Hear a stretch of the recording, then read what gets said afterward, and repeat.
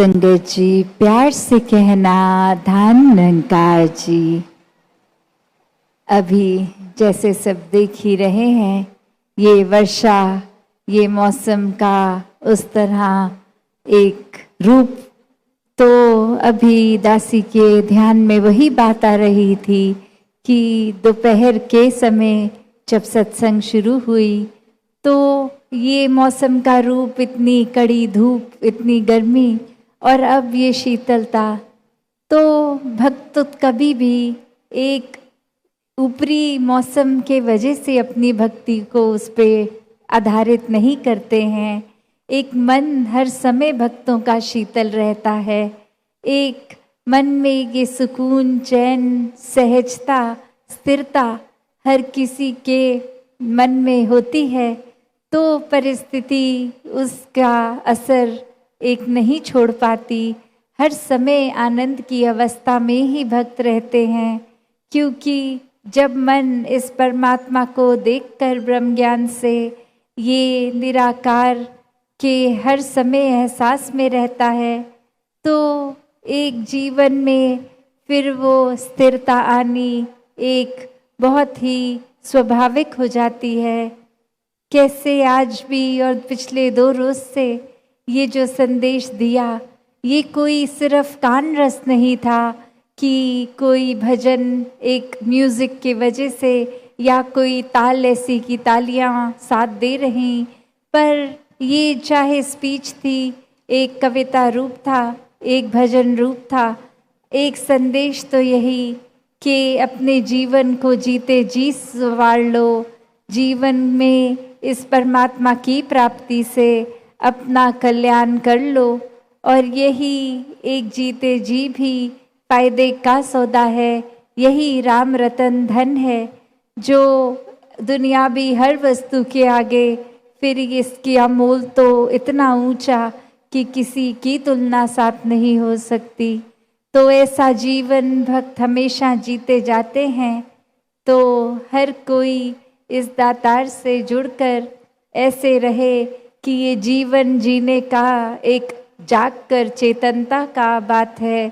जैसे कहा भी गया है, उठ जाग मुसाफिर भोर भई, अब रैन कहाँ जो सोवत है। कि ये रोशनी, ये दिन का समय, ये जागने का होता है। एक अगर रात में भी सोते रहे, दिन में भी, तो वो समय निकल गया।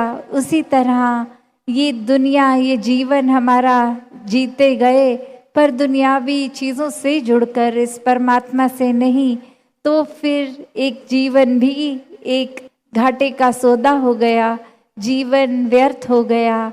तो कैसे अपने जीवन में हर चीज़ जब इस परमात्मा के दर्शन करके, इसको रूबरू आमने सामने हर पल में हाजिर नाजिर देख के जीवन जिया जाता है, तो ही एक भक्ति में जीवन होता है। क्योंकि जब इस परमात्मा से प्यार हो जाता है, फिर परमात्मा की बनाई हर चीज़ से ही होता है। तो ये 2 दिवसीय समागम में जहाँ संगत ने भी इतनी सेवा करी, कुछ आ पाए और कुछ नहीं भी आ पाए, तो जिस रूप में भी, चाहे अपने घरों में ही हैं, किसी कारणवश नहीं भी आ पाए, तो भी ये भक्ति भाव उनका मुबारक। घर में बैठे भी, ये इंटरनेट से जितने भी महापुरुष देख रहे हैं समागम, ये भाव हर एक के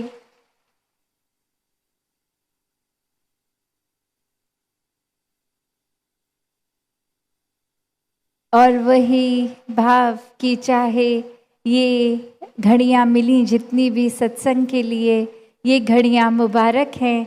चाहे समय तो और देर का था, पर वो मौसम के कारण भी अब दासी अपनी वाणी को विराम देगी कि आप सबको असुविधा ना हो।